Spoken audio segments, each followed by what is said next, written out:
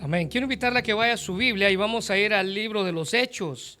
Hechos capítulo 16, versículo 5. Y para las personas que nos visitan, les recuerdo que todos los versículos que voy a usar están en las hojas que les dieron.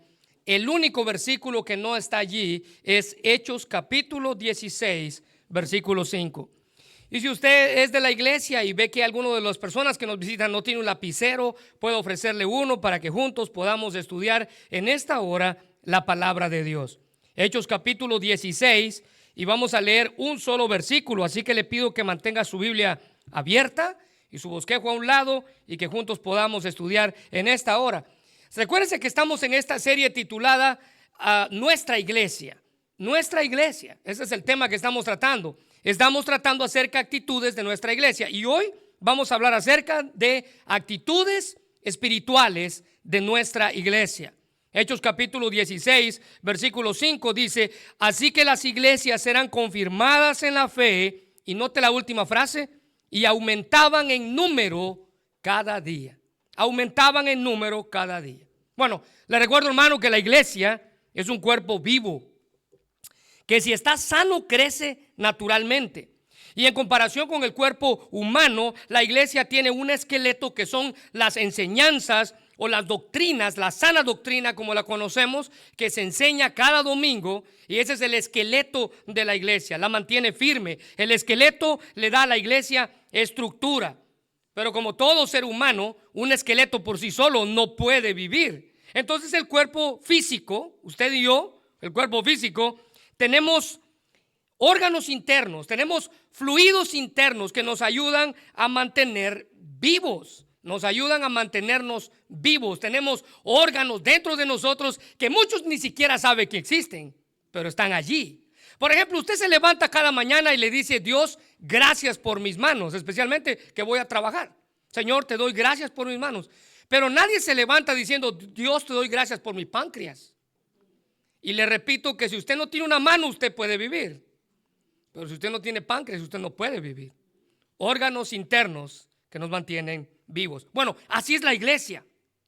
Así es la iglesia.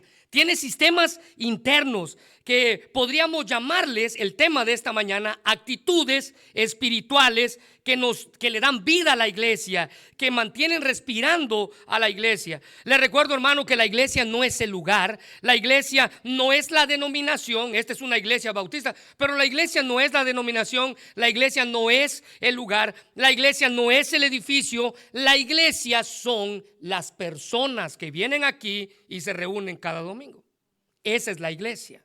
La iglesia es el que usted tiene al lado. Mire, le voy a dar un ejemplo de esto. ¿Se recuerda que hace un par de semanas en Hechos 12 le hablaba yo de que Pedro había sido encarcelado y que, note el versículo 5, está ahí en sus notas, en la hoja que les dieron? Todos los versículos que voy a usar están en esa hoja.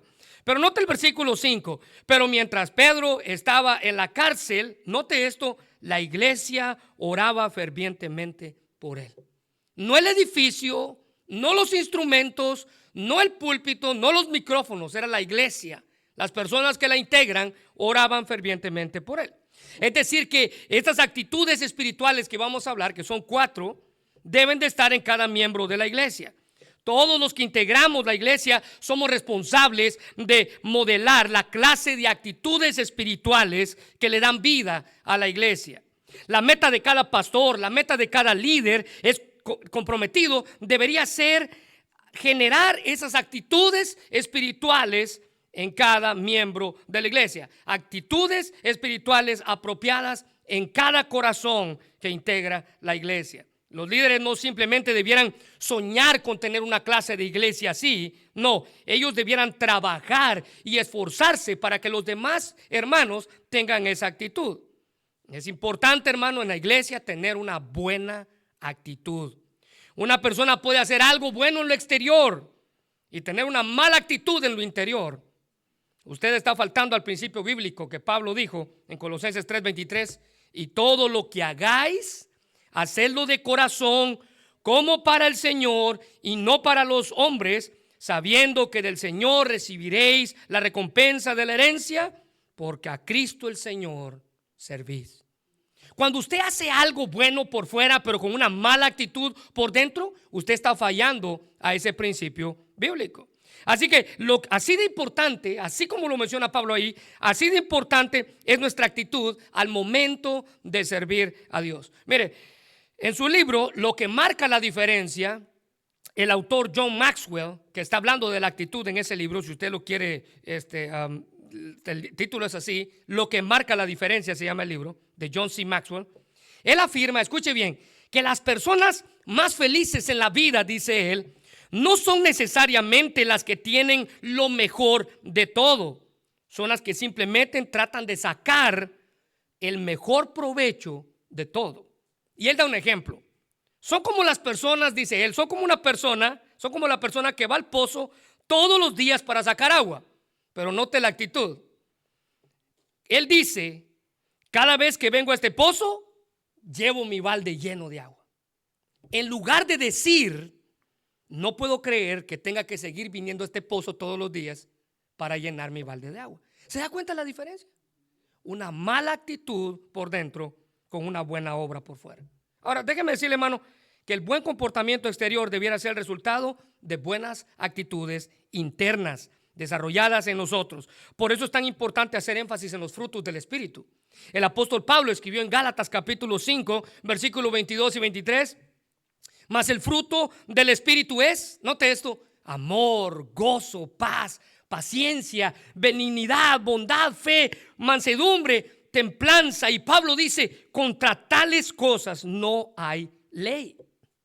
El fruto del Espíritu mencionado aquí es la obra espontánea del Espíritu Santo en nosotros. El Espíritu produce, dice el apóstol Pablo, esos rasgos del carácter que se encuentran en la naturaleza de Cristo.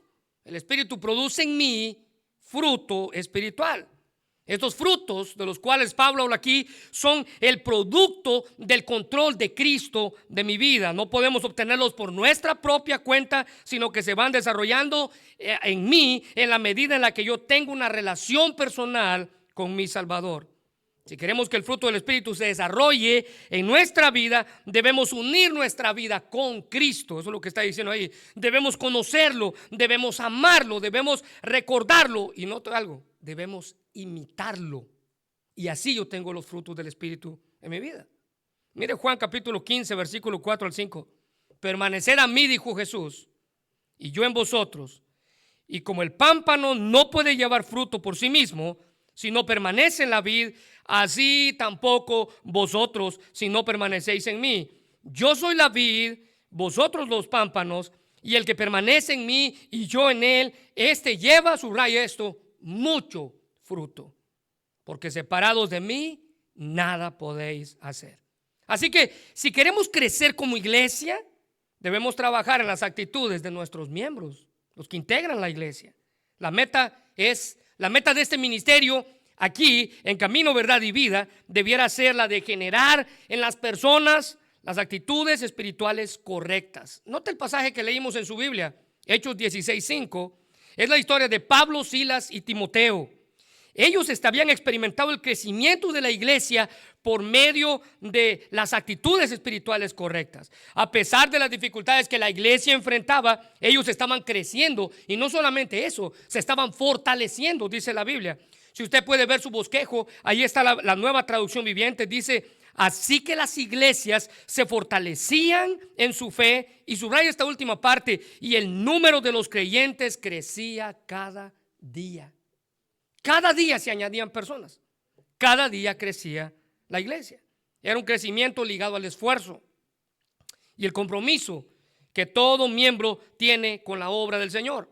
Debemos de estar preparados porque desarrollar estas actitudes en la iglesia puede ser difícil. Actitudes espirituales que vamos a ver puede ser difícil, principalmente porque las personas no quieren esforzarse. En la época de las sopas instantáneas queremos todo instantáneo. Usted quiere madurar instantáneamente. Usted quiere que las cosas se metan a un microondas y ya, esté lista.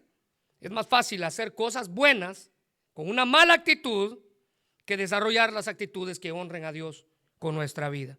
Para ello se requiere esfuerzo. Ahora aquí surge una pregunta. ¿qué actitudes son las que debo desarrollar como iglesia? Bueno, en primer lugar, ahí en sus notas, y les voy a repetir, si alguien que nos visita no tiene lapicero, pueda proveer uno. En primer lugar, necesitamos, la primera actitud espiritual que debemos desarrollar es una firme obediencia. ¿Ya lo encontró? Una firme obediencia. Alguien dijo que la obediencia es la cabeza de todas las demás actitudes. Porque un creyente obediente hace todo lo que Dios le dice que haga, sin renegar ni cuestionar. No se dedica a buscar arreglos para evadir su responsabilidad. Simplemente lo hace sin discutir. Es Dios quien le está diciendo que lo haga. La obediencia está ligada al amor a Dios. Mire lo que dice Juan 14:15. Si me amáis, nota el sí condicional al inicio.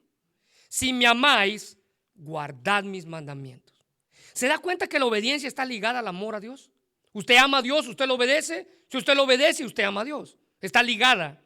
Y le recuerdo que obedecer es hacer lo que se te pide, cómo se te pide, cuándo se te pide y con la actitud correcta. Eso es obediencia. Obedecer es hacer lo que se te pide, cómo se te pide, cuándo se te pide y con la actitud correcta. Y para caminar en pos de la voluntad de Dios, yo necesito obedecer. Al igual que queremos que nuestros hijos sean obedientes, ¿verdad? Les exigimos obediencia a ellos, pero ¿qué tan obedientes somos nosotros? Usted no puede quedarse donde está y seguir a Dios al mismo tiempo. No podemos decir que amamos a Dios y queremos servirle si continuamos haciendo las cosas a nuestra manera. Como por ejemplo, vivir a nuestra manera, hablar a nuestra manera, actuar a nuestra manera, incluso ser cristiano a nuestra manera. La obediencia es note esa palabra latina que aparece ahí, esa frase latina que aparece ahí en sus notas. La obediencia es la sine qua non. ¿Ya lo encontró? Subráyelo, porque esa es una expresión latina que significa sin la cual no. La obediencia es sin la cual no. Y se refiere a un requisito indispensable o una condición esencial para que algo sea posible.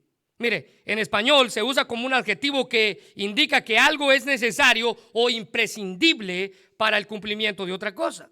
Y como miembros del cuerpo de Cristo, que es la iglesia, una firme obediencia es necesaria en nuestra vida diaria. Es la actitud que lo invade todo y permite que las demás actitudes espirituales sean posibles en la vida de la iglesia. El comportamiento sin una actitud de obediencia no tiene sentido, dicen las Escrituras. Una obediencia firme es mucho mejor que cualquier acto de adoración externa que podamos presentar delante de Dios. ¿Se recuerda de Saúl, el rey, el primer rey de la historia? Él es un ejemplo claro de esto, de que una obediencia, de que un acto de adoración sin obediencia es algo que no tiene sentido. Se recuerda que Saúl en 1 Samuel 15, Dios le dice, mira, vas a ir a destruir a Amalek. Entonces Saúl obedeció a la mitad. Obedeció a medias. Él obedeció en cierta parte, pero en cierta parte desobedeció a Dios. Él dice la Biblia, Dios le dijo, vas a ir a destruir todo. Entonces él, en lugar de destruir todo, aguardó lo mejor. Es decir, que él veía una vaca flaca y la mataba. Pero si él veía una vaca gorda, la guardaba. Eso no fue lo que Dios le pidió. Si él veía una oveja flaca, la mataba. Si él veía una oveja gorda, la guardaba. Y así fue por todo el reino. Cuando Samuel el profeta va y lo confronta, Samuel está hablando y Saúl dice, mira, hicimos lo que Dios nos pidió. Y mientras Saúl hablaba, detrás de él se escuchaba el mu. Samuel le dice, ¿y qué es este balido de ovejas y de vacas que escucho atrás? Y sabe, Saúl quiso obedecer a Dios a medias, diciendo esto, no, mira, es que aguardamos eso para el sacrificio para Dios. Se lo trajimos para ofrecérselo a Dios. Y esa fue la última vez en la que Saúl fue confirmado como rey. Samuel le dijo, tú obraste a medias. Y note las palabras de Samuel en 1 Samuel 15:22. Y Samuel le dijo, ¿se complace Jehová tanto en los holocaustos y en víctimas como en que se obedezcan las palabras de Jehová? La respuesta es no. La obediencia es suprema, dice Samuel. Ciertamente el obedecer es mejor que los sacrificios y el prestar atención que la grosura de los carneros. Como iglesia, hermanos, Vamos a ver, hay varias razones importantes por las que debemos vivir una vida de obediencia. Déjenme darle algunas. En primer lugar, para glorificar a Dios. Como iglesia vivimos en obediencia, una firme obediencia, porque esto glorifica a Dios. En segundo lugar, vivimos una firme obediencia para recibir bendiciones. David fue alguien que vivió de acuerdo a Dios y él recibió la bendición que Saúl no pudo recibir. En tercer lugar, ¿sabe para qué somos obedientes? Para dar testimonio a los de afuera. Somos obedientes, una firme obediencia para dar testimonio a los de afuera. Y por último, vivimos una firme obediencia para ser ejemplo para otros cristianos. La obediencia nos ayuda a estar llenos del Espíritu Santo. Lucas 6:46, Jesús dijo: ¿por qué me llamáis Señor, Señor, y no hacéis lo que yo os digo? Ahora, note que Jesús hace una distinción entre aquellos que simplemente hacen una profesión verbal de fe y aquellos que realmente oyen sus palabras y las hacen. Esto es obediencia. Y como iglesia debemos practicarla. Esa advertencia de Jesús se aplica a la gente que le dice a Él Señor, Señor, y sin embargo su vida espiritual no tiene nada que ver con su vida diaria. Es decir, lo que dice no concuerda con lo que hace. Lo que dice no concuerda con lo que hace. Van a la iglesia, tal vez cumplen con algunos deberes religiosos diarios, pero no tienen la intención de honrar a Dios con su obediencia. Alguien dijo que hay quienes hablan como ángeles, pero viven como demonios. Y ese mismo escritor dijo: tienen la lengua lisa como Jacob, pero las manos ásperas como Esaú. Jesús puso en forma de pregunta: ¿por qué me llamáis Señor, Señor? Haciendo un contraste entre lo que decimos y lo que hacemos. Primera de Juan 2, 4 al 6 dice: si alguien afirma yo conozco a Dios, pero no obedece los mandamientos de Dios, es un mentiroso y no vive en la verdad. Pero los que obedecen la palabra de Dios demuestran verdaderamente cuánto lo aman. Así es como sabemos que vivimos en Él. Los que dicen que viven en Dios deben vivir como Jesús vivió. Mire, el profesor del Dallas Theological Seminary llamado Howard Hendricks dijo que las personas que son cristianas desde hace mucho tiempo tienen más de 50 años de edad. Escuche bien, escuche bien. Las personas que son cristianas desde hace mucho tiempo y tienen más de 50 años de edad debieran ser los creyentes más entusiastas, más dedicados, más puros y más serviciales en una iglesia. Déjeme preguntarle, ¿es así frecuentemente? No, tristemente no. Más de 50 años y conocen al Señor más tiempo que otras personas. Ahora vea su línea en aquel él acaba este artículo. Dice él: ellos debieran ser la principal fuente de energía en una iglesia. Los cristianos mayores, personas mayores de edad que tienen años de conocer al Señor.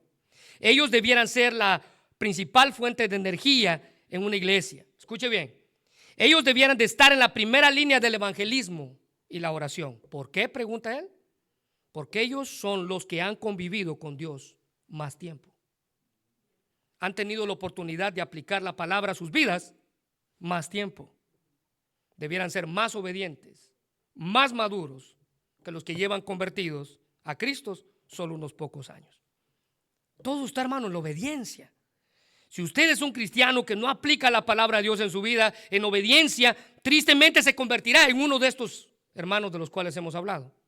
Pasará 50 años de edad y usted va a buscar jubilarse espiritualmente, jubilarse de ser cristiano. Y tal vez la razón del por qué muchos dejan de servir a Cristo es porque escucharon la palabra de Dios, pero no la obedecieron. Así de importante es esta actitud de una firme obediencia en nuestra vida. Ahora, note en segundo lugar.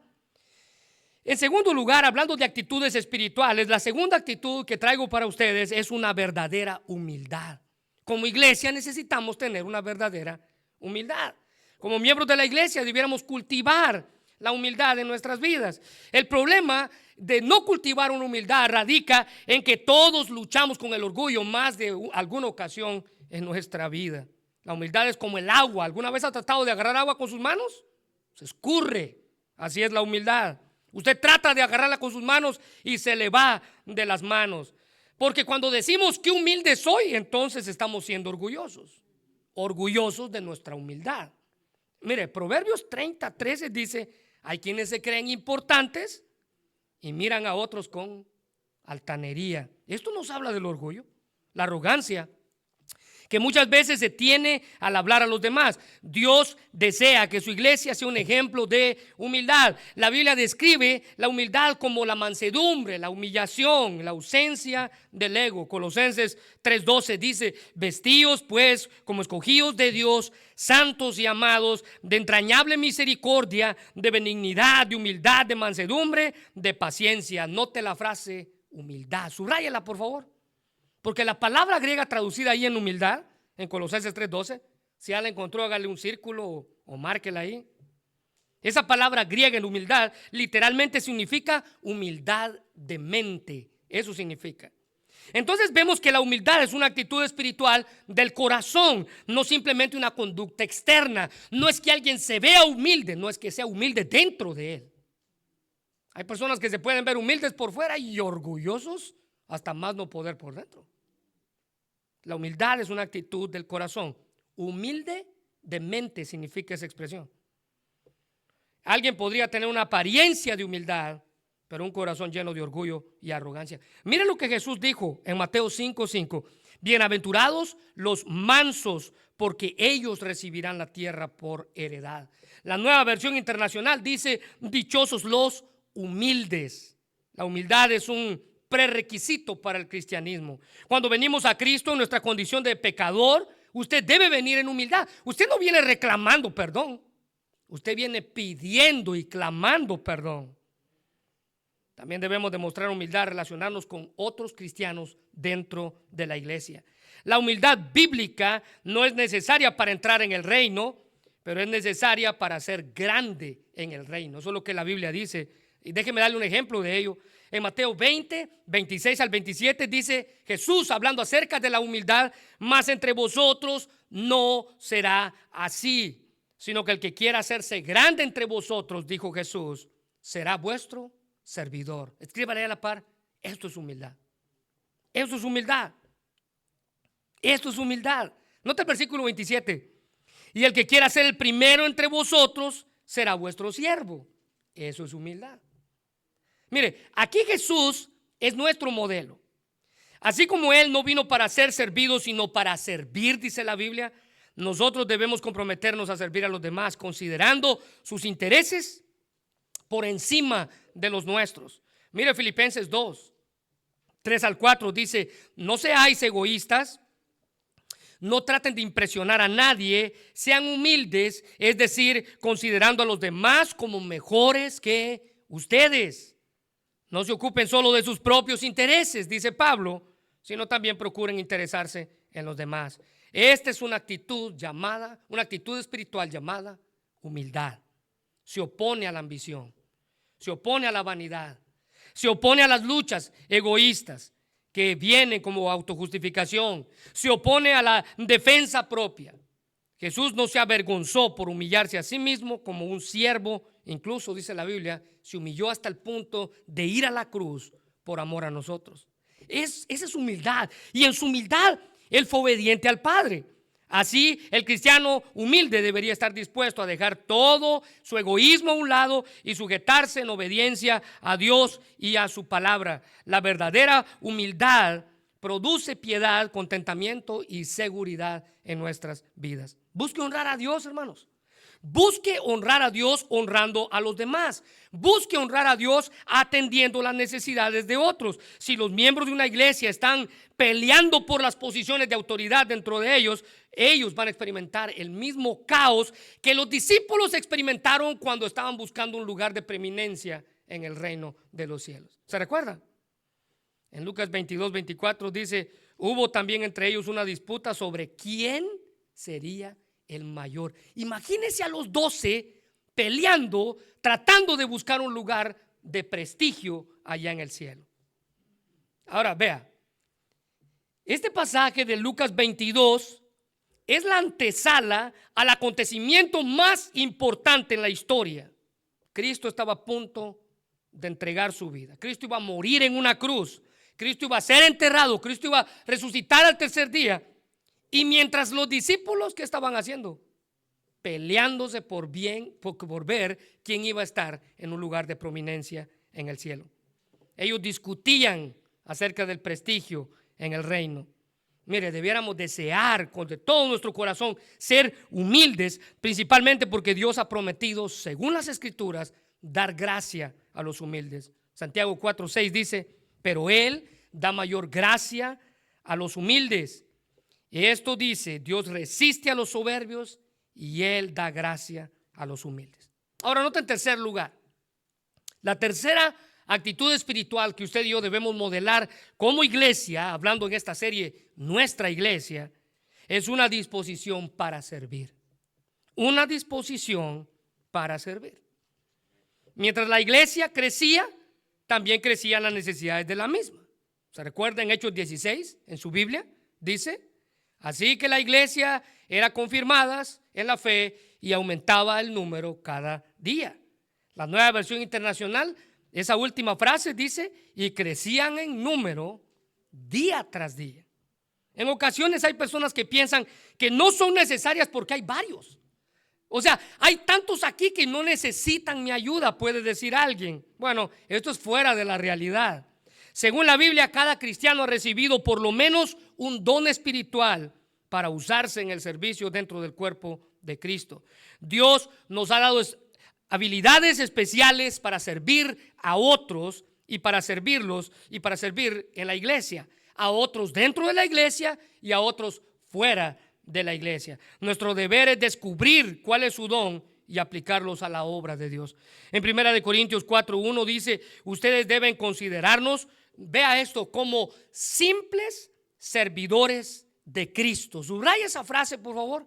Simples servidores de Cristo, encargados de dar a conocer los planes que Dios tenía en secreto. Ahora, hay varias palabras para describir a un siervo en el griego, y Pablo usa aquí una que muestra mejor la idea de un siervo humilde. La idea de un siervo humilde. Literalmente esa palabra siervo allí o servidores allí en 1 Corintios 4:1 es o significa el siervo de abajo. Eso significa. Mire, en los tiempos de Pablo, los barcos eran de madera y eran impulsados por remadores o remeros, así era como se les llamaba. Ahora estos remeros eran esclavos. Y en ocasiones, mientras más grande era el barco, los remeros tenían 3 pisos. Es decir, en una estaban unos, en otra otros, y los remos, pues, por lógica, se hacían cada vez más largos y más largos y más largos. Bueno, en los tiempos de Pablo a estos barcos se le llamaba triremes, así se les llamaba en los tiempos de Pablo. Y eran impulsados, les dije, por remeros esclavos que eran encadenados a una especie de banca y se les daba un remo para que ellos guiaran el barco o impulsaran el barco hacia donde tenía que llevar. Los peores esclavos eran los remeros de abajo, el último piso. Esos eran los peores esclavos. Los peores esclavos eran los que estaban en el último piso. Pablo usa esa palabra para referirse al siervo aquí. Pablo se autonombra, él y sus consiervos, diciéndose, nosotros somos los remeros de abajo, los esclavos de abajo. Él no quería ser exaltado, él quería ser conocido como el remero de abajo, que se movía y esforzaba y diligentemente usaba sus remos para impulsar el barco en curso. Muchas personas hoy en día buscan ser las estrellas. Se les olvida que Dios busca siervos, no estrellas. Él busca remeros de abajo, fieles, que se ven a sí mismos como lo que son, remeros de abajo. En Romanos 12, 4 al 5 dice, porque de la manera que un cuerpo tenemos muchos miembros, pero no todos los miembros tienen la misma función. Nota el versículo 5, así nosotros siendo muchos somos un cuerpo en Cristo, todos miembros los unos de los otros. Todos somos iguales, dice Pablo. Dios ha llamado a ciertas personas con diferentes funciones, pero todos somos iguales. El servicio a otros no necesariamente tiene que estar ligado a un programa diseñado por la iglesia. Pablo aquí en Romanos 12 simplemente nos anima a usar nuestras habilidades dadas por Dios para servir a otros. Deje que la capacidad que Dios le ha dado salga para bendecir a otros. Primera de Pedro 4:10 dice: Dios en su gran variedad de dones espirituales les ha dado un don a cada uno de ustedes. Subraya esto: un don. Un don. Por lo menos usted tiene un don para servir a Cristo, para servir a la iglesia. Ahora note la última frase de Primera de Pedro 4:10: úselo bien para servirse unos a otros. Algunas personas que están conscientes de sus talentos creen que tienen el derecho de usar sus habilidades como les conviene. Otros creen que no tienen ningún talento en lo absoluto. Y Pedro aquí se dirige a ambos grupos: aquellos que piensan que usan sus habilidades para su beneficio y aquellos que piensan que no tienen ninguna habilidad. Y Pedro dice que todos tenemos algún don, debemos de hallar el nuestro y usarlo. Pero también resalta que debemos dedicarnos a los demás. Nuestros talentos son dedicados a otros. Ninguno de ellos es para nuestro beneficio propio. Hay muchas áreas en el ministerio donde cada cristiano puede involucrarse. Desde la tarea de cultivar los dones, usted y yo debemos tener esa tarea, cultivar nuestros dones, el don que Dios le haya dado, y ponerlo a del servicio. Mire, en Colosenses 4:12, Pablo habla diciendo: os saluda Epafras, que era un colaborador suyo, un consiervo suyo, el cual, note cómo lo describe, es uno de vosotros. Y luego le da el título. No dice profeta, no dice apóstol, no dice gran predicador, no dice estrella. Pablo le llama el remero de abajo de Cristo. Así es como le llama, siervo de Cristo. Pablo simplemente le llama a Epafras siervo de Cristo. Este es el gran llamado, el gran honor al que todos hemos sido llamados, siervos de Cristo. Antes que cualquier otro título que podamos aspirar en la iglesia, debemos ser llamados siervos de Cristo. Filipenses 2:25, déjenme darle otro ejemplo. Mas tuve por necesario enviarlos a Epafrodito, otro colaborador de Pablo, otro consiervo de Pablo, mi hermano y colaborador y compañero de milicia, vuestro mensajero, ministrador de mis necesidades. Un siervo está dispuesto a servir en donde sea que Dios le ha llamado.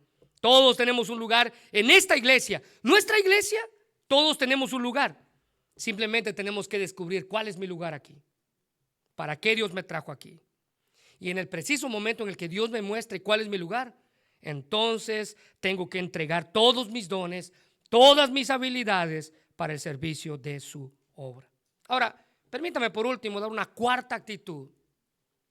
Una cuarta actitud espiritual, y esta es un fuerte deseo de crecer. Todo miembro de la iglesia debe tener un fuerte deseo de crecer. El crecimiento espiritual es el proceso de volverse más y más como Cristo. Cuando ponemos nuestra fe en Jesús, el Espíritu Santo comienza ese proceso, dice la Biblia, de hacernos más como Jesús. Estamos conformados a su imagen, al parecerse más a Jesús. Y esa es la meta, esa debe de ser la meta de todo cristiano.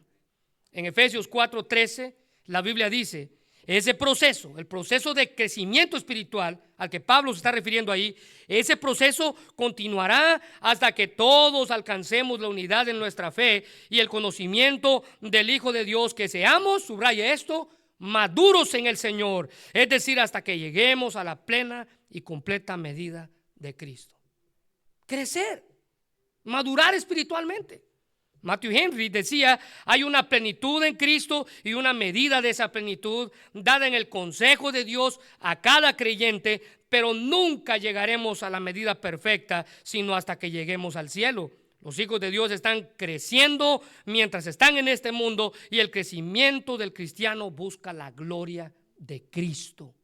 Es un proceso que va a durar toda la vida, toda la vida. El crecimiento espiritual Quizás está mejor descrito en 2 de Pedro 1, 5 al 8.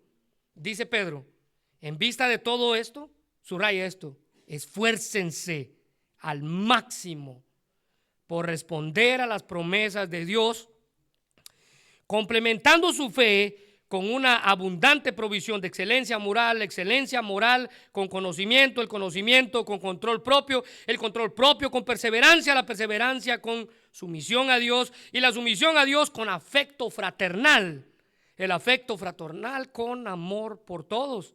Ahora nota el versículo 8. Cuanto más crezcan en esta manera, ¿en qué manera? ¿En qué manera? En excelencia moral, en conocimiento, en control propio, en amor fraternal, en perseverancia. Cuanto más crezcan de esta manera, más productivos y útiles serán en el conocimiento de nuestro Señor Jesucristo. Nuestro conocimiento de Él viene por la palabra de Dios. El crecimiento que usted y yo podamos tener en nuestra vida espiritual viene por la palabra de Dios, que nos ha sido dada para nuestra edificación y nuestro crecimiento. El verdadero creyente, escuche bien esto, debe desear crecer. Y si crecemos por medio de las Escrituras, ahí es donde el mismo Pedro nos insta a desear más la palabra de Dios. Primera de Pedro 2:2 dice: como bebés recién nacidos, deseen con ganas la leche espiritual, pura, no adulterada, que crezcan a una experiencia plena de salvación. Note el versículo: pidan a gritos ese alimento nutritivo, ahora que han probado la bondad del Señor. De la misma manera que los bebés desean esa leche, así cada cristiano debe desear, dice Pedro, la palabra de Dios para crecer. Y pregúntese esto: ¿cuánto desean los bebés la leche? Ellos lloran, incluso patalean cuando quieren comer. A ellos no les importa que lo que su mamá está haciendo, lo que ellos quieren es comer. Así es la clase de deseo que debemos tener por la palabra de Dios. Ahora la pregunta para evaluarnos usted y yo es: ¿cuán fuerte es su deseo por la palabra de Dios? ¿Tiene usted el deseo de esforzarse por abrir la palabra de Dios, de leerla y que su corazón sienta atraído por escucharla? Crecemos al alimentarnos con la palabra de Dios. Ahora, es un peligro, escuche bien, es un peligro estancarnos en nuestro crecimiento espiritual. ¿Se recuerda que le dije de los adultos mayores de 50 años que son cristianos más tiempo? El problema con esta clase de personas es que ya se estancaron. Mire, yo siempre digo una frase: cuando dejamos de crecer, entonces comenzamos a morir. Cuando dejamos de crecer, entonces comenzamos a morir. Segunda de Pedro 3:18 dice: más bien crezcan en la gracia y el conocimiento de nuestro Señor y Salvador Jesucristo. A Él sea la gloria, ahora y para siempre. Amén. Mire, cuando crecemos por medio de las Escrituras, no solamente estamos aprendiendo hechos, hermanos. No solamente estamos aprendiendo datos de un libro que se nos está enseñando. Estamos conociendo a Cristo. En otras palabras, usted no está simplemente aprendiendo doctrina, sino que está aprendiendo a conocer a Dios por medio de la doctrina. Debemos amar el crecer, debemos amar el aprender de nuestro Salvador. Y cuando lleguemos ahí, entonces podemos decir como Job, en Job 23:11-12 dice: pues he permanecido por la senda de Dios, he seguido sus caminos, no me he desviado. Nota el versículo 12: no me he apartado de sus mandatos, sino que los he atesorado. Los he atesorado, sus palabras más que la comida diaria. Job entendía lo que era crecer en el conocimiento de Dios. Bueno, aquí usted tiene actitudes espirituales que me ayudan a amar y a servir mejor a nuestra iglesia. Si queremos ver crecimiento en número entre nosotros, especialmente con motivo de nuestro aniversario, que es en un par de semanas, debemos esforzarnos por crecer en estas actitudes, evaluarnos y hacernos la siguiente pregunta: ¿en cuál de estas actitudes yo necesito trabajar más? ¿En cuál de estas actitudes yo necesito trabajar más? ¿En la obediencia? ¿En la humildad? ¿En el servicio? ¿O en mi crecimiento espiritual? ¿En cuál de estas 4 actitudes yo necesito trabajar más? Ahora, le invito a que cierre sus ojos ahí donde está. Vamos a orar. Y mientras oramos, le invito a que usted medite en su propia vida. Recuérdese que la Biblia es personal. El mensaje es personal. Tiene su nombre y su dirección. Va para usted. Usted necesita evaluar cuál de estas actitudes yo necesito trabajar más en mi vida. ¿En cuál de ellas? Dios, gracias por tu palabra, Señor. Y gracias por el privilegio que nos das de poder acercarnos a ti y aprender de ti. Señor, estamos hablando acerca de nuestra iglesia. Y estas actitudes se aplican a esta iglesia, a cualquier iglesia. Pero como el mensaje es personal, Dios, ayúdanos a nosotros a evaluar qué cosas estamos haciendo aquí que necesitamos cambiar. Si estamos luchando con la obediencia, obedecemos a nuestra manera. Obedecer a nuestra manera no es obedecer. No es obedecer, porque obedecer es hacer lo que se te pide, cómo se te pide, cuándo se te pide y con la actitud correcta. Señor, necesitamos trabajar en nuestra humildad. Necesitamos imitarte a ti, que enviaste a tu Hijo al mundo en humildad, como un siervo, y un siervo que fue hasta la muerte por amor a nosotros. La obediencia y la humildad son importantes. Pero Dios, también necesitamos evaluarnos en nuestro servicio. ¿Con qué actitud yo hago las cosas? ¿Por qué yo hago las cosas? El servicio es importante, y mientras la iglesia crece se necesitan más servidores. Señor, ayúdanos a vernos a nosotros como remeros de abajo, simples siervos de Cristo. Y por último, Dios, ayúdanos a entender que si como iglesia no crecemos, tarde o temprano nos vamos a jubilar de ser cristianos. Señor, gracias por tu palabra.